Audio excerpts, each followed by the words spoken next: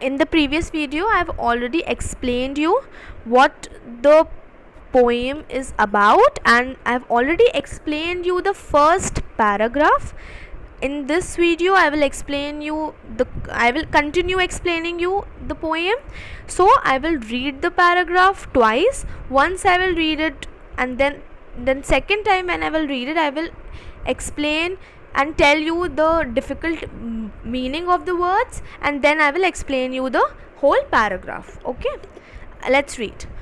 On sour cream walls, donations, Shakespeare's head, cloudless at dawn, civilized dome riding all cities, belt, flowery, trellis valley, open-handed map, avoiding the world its world. And yet for these children, these windows, not this map, their world, where all the future painted with a fog, a narrow street sealed it with a lead sky, far, far from rivers, cape and stars of words. Okay, on sour cream walls. Sour means unpleasant. It refers to the color of sour cream, of white और creamish. sour cream का जो colour होता है वो क्या होता है, of white in colour. तो ऑफ वाइट कलर यहाँ पे sour cream क्या रिप्रेजेंट कर रहा है, unpleasant. Okay, donations, Shakespeare's head, cloudless at dawn, civilized dome riding all cities. Donations मतलब थिंग्स गिवन और रिसीव्ड इन चैरिटी. हम डोनेट करते हैं चैरिटी में जो दी जाती है. डॉन मतलब क्या होता है, अर्ली मॉर्निंग और sunrise. Okay, and what is the meaning of civilised dome? Here it means rising sun at the horizon which is in the shape of the dome, that is semicircle. तो यहाँ पे जो सन है, यहाँ पे मतलब क्या है इस चीज़ का, जो सन राइज हो रहा है सुबह सुबह वो एक डोम की शेप का हो रहा है. ठीक है, that is semi circle. Okay, so the shape of the sun is known as dome here. Okay, let's read further. Belled flowery Tyrolese valley. Tyrolese मतलब a beautiful ice free valley in Austria. Austria में एक valley है जिसका नाम है ट्रायलिस valley. बहुत ही beautiful और ice free valley है वो. Okay, open handed map awarding the world is world, and yet for these children these Windows not map. Okay, there where all the futures painted with a fog. fog मतलब क्या होता है, जब बहुत ठंड होती है तो फॉग आ जाता है ना, बहुत ज़्यादा धुआं, कोहरा. फॉग को हम कोहरा बोलते हैं हिंदी में. Okay, a narrow street sealed it with a lead sky, far far from rivers, capes and stars of world. sealed मतलब क्या होता है, shut, locked. and lead here मतलब dark, फ्यूचर ऑफ किड्स. ठीक है, केप्स मतलब क्या होता है, large piece of land that sticks out into the sea from the coast. ठीक है, उसको हम केप बोलते हैं, पीस ऑफ लैंड जो स्टिक करता है लैंड को into the sea from the coast. ठीक है, okay, now let's see what are the literary devices used in this paragraph. So the first literary devices used is metaphor. Metaphor, as I have told you, what is metaphor? When a living thing is compared with a non-living thing. Okay? But ये चीज़ होती है, ज़रूरी नहीं कि कोई living thing he एक non living thing के साथ हो. बहुत लिविंग थिंग के साथ और non living thing non living thing के साथ भी कंपेयर हो सकती है, बट उनमें कोई भी मैच नहीं होता. उनमें कोई भी बहुत ही डिफरेंट काइंड्स ऑफ होते हैं, और अगर हम लिटरली देखा जाए तो उनमें कोई भी कंपैरिजन नहीं होता. बट पोएम के बेसिस पर, सिर्फ मीनिंग के बेसिस पे यहाँ पे कंपैरिजन किया जाता है. For example, in this poem the line walls are describe to the dull as sour cream. Okay, तो सार क्रीम वॉल्स, जो हमने पहली लाइन पढ़ी, सार क्रीम वॉल्स, तो वॉल्स यहाँ पे डिस्क्राइब करी गई हैं इतनी डल जितना सार क्रीम होता है. Okay. The second example is the future of the kids is described as limited. So narrow street sealed with a lead sky. इसका मतलब क्या है? The future of the kids. Kids का फ्यूचर यहाँ पे किससे डिस्क्राइब किया गया? लिमिटेड डिस्क्राइब किया गया, डल डिस्क्राइब किया गया. ओके. तो other literary device used is assonance. Assonance क्या होता है? कोई ऐसी लाइन पोएम में जिसमें वॉवल का साउंड बार बार रिपीट हो रहा है but at the different places. ठीक है. What are the vowels? A-E-I-O-U. 5 vowels हैं. जैसे कि the line belled, flowery, Tyrolese, valley. इसमें ई का जो साउंड है, ई वॉवल का जो साउंड है, वो हर वर्ड में आ रहा है but at the different places but at the same line. Understood? Now the other is allusion, reference to well known person और प्लेसेस. सो अगर जब हम कोई बहुत ही वेल नोन पर्सन या फिर वेल नोन प्लेसेस के बारे में अगर हम अपनी पोएम में बात करते हैं तो उस लिटरेरी डिवाइस को हम क्या बोलते हैं? Allusion. ALLUSION. So the Shakespeare head, so Shakespeare is a well known person. Tyrolese valley, Tyrolese is a well known place. So okay. The other is repetition. Then a word is repeated twice or thrice in the paragraph. So कोई ऐसा word जो बार बार repeat हुआ है. So here the word far in the last line, far far from the rivers, capes and stars of words. तो इसमें repetition use हुआ है. Okay. Now let's see what is the meaning of this paragraph. So the poet describe the wall of the school. तो यहाँ पे किसकी बात करी गई है? वॉल, स्कूल की वॉल. स्कूल की जो वॉल्स है वो ऑफ वाइट है कलर में. That is why they are compare to the sour cream. They are cream in colour like the color of the sour cream, so they are unpleasant basically. This means that the walls are not clean, they are not even painted recently. ना वो time to time paint होती हैं और जो walls हैं वो clean नहीं हैं. That is why they are unpleasant. So the walls are covered with different charts and images that must have been denoted by different people. Okay. So it has been donated by different people. जो हमारी walls हैं उसकी, वो बहुत सारे different chart papers और different images जो हैं वहाँ पे लगी हुई हैं. और ये जो सब कुछ है वो डोनेट किया होगा बहुत अलग अलग लोगों ने. ठीक है. मस्ट हैव बीन मतलब शायद. ओके. And then we talk about the poet talk about Shakespeare. So there is a picture of Shakespeare on the wall. His head, which is bald, looks like the rising sun at the horizon. Bald means जिनमें बाल नहीं होते. जिस हमारे head में जब बाल नहीं होते, जब हम गंजे होते हैं तो उसको हम बाल्ड हेड बोलते हैं. तो जो वॉल्स हैं उनमें से बहुत सारे चार्ट पेपर्स और इमेजेस जिसमें लगी हुई हैं, उसमें से एक चार्ट पेपर जो एक इमेज है वो है शेक्सपियर की. तो शेक्सपियर का जो हेड है दैट इज़ बाल्ड. तो उनके उसमें बाल नहीं है. So it looks like a rising sun at the horizon. हमने बात करी थी ना कि हमने यहाँ पे राइजिंग सन को डोम बोला है, डोम शेप का. ओके. तो यहाँ पे जो राइजिंग सन है वो कंपेयर किया गया किससे? शेक्सपियर के बाल्ड हेड से. At that point of the daybreak, the sun is rising at the horizon and a semicircle like a dome shape. So उस टाइम पर, उस daybreak के टाइम पर, daybreak मीन dawn मतलब early in the morning के time पर जो sun जो rise होता है वो कौन सी शेप का होता है? dome in shape. Okay. It seems to be behind all the cities. It seems कि वो cities के पीछे है. There is a picture of the famous Trailis Valley which has beautiful flowers. So ये जो दूसरी पिक्चर है वॉल में वो है ट्रायलिस वैली की, जिसके अंदर बहुत सारे ब्यूटीफुल फ्लावर्स भी हैं. There is an image of a map which helps all in its own way. So इसमें एक और पिक्चर है, मैप की पिक्चर है जो अपने ही वे में सबकी हेल्प कर देता है डायरेक्शंस में.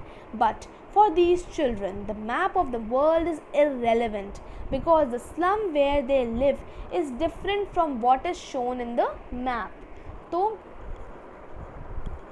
जो मैप है यहाँ पर उसमें पोएट बोल रहा है कि ये जो मैप है वो इन स्लम चिल्ड्रन के लिए इररेलेवेंट है, मतलब without of any use. It is of no use for the children. Why it is of no use? Because they live in a slum area. और ये स्लम एरिया बहुत ही different है जो हम मैप में देखते हैं वर्ल्ड को.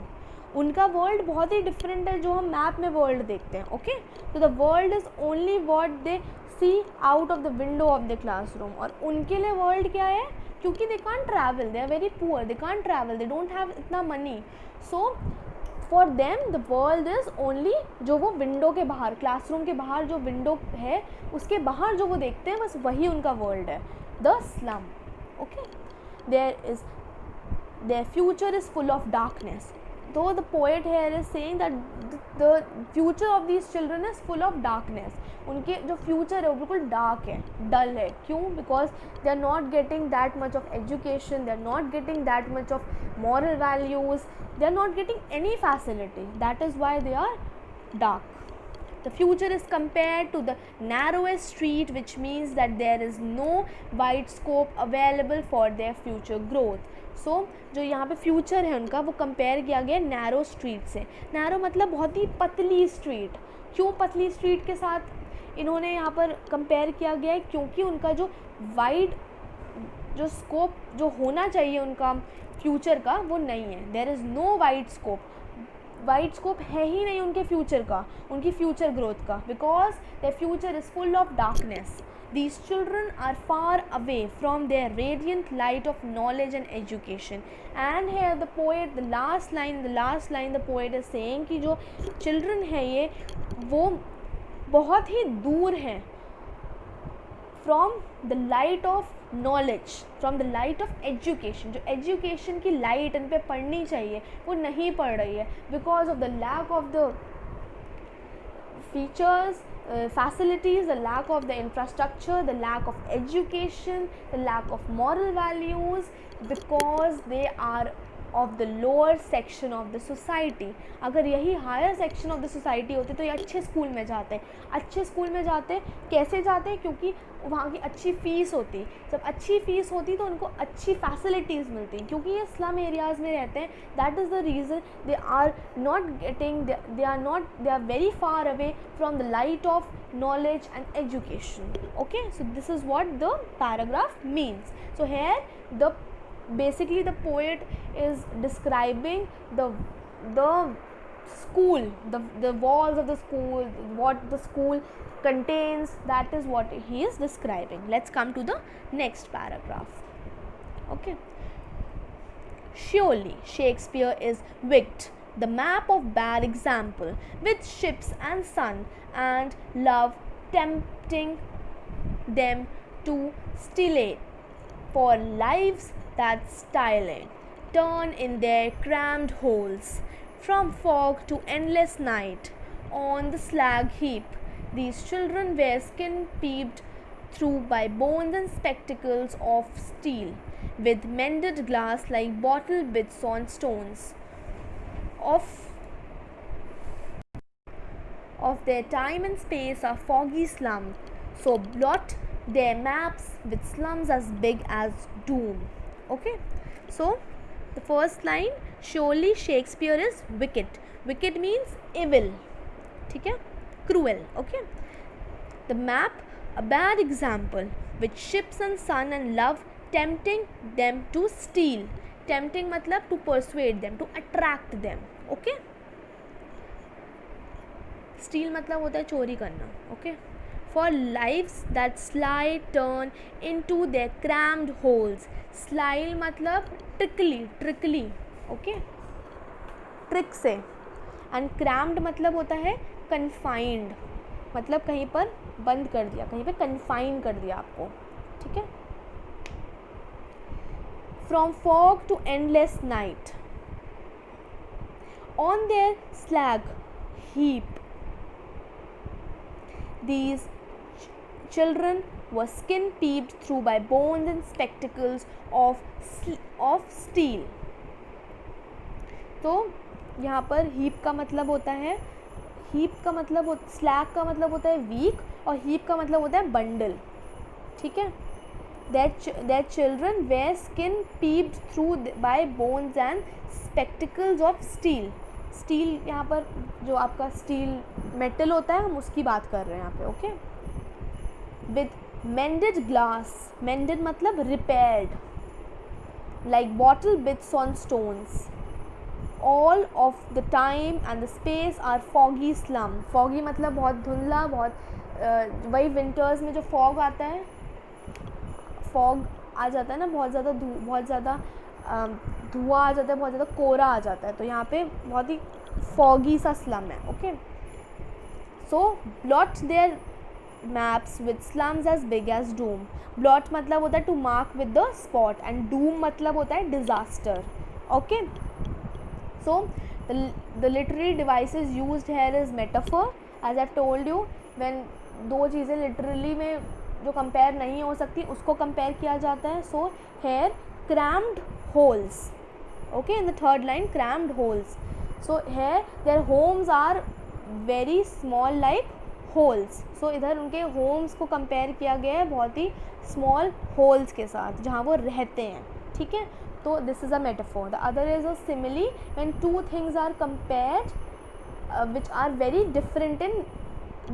Okay. So like the bottle bits on stones, the last third line. Okay. So here the simile is used here.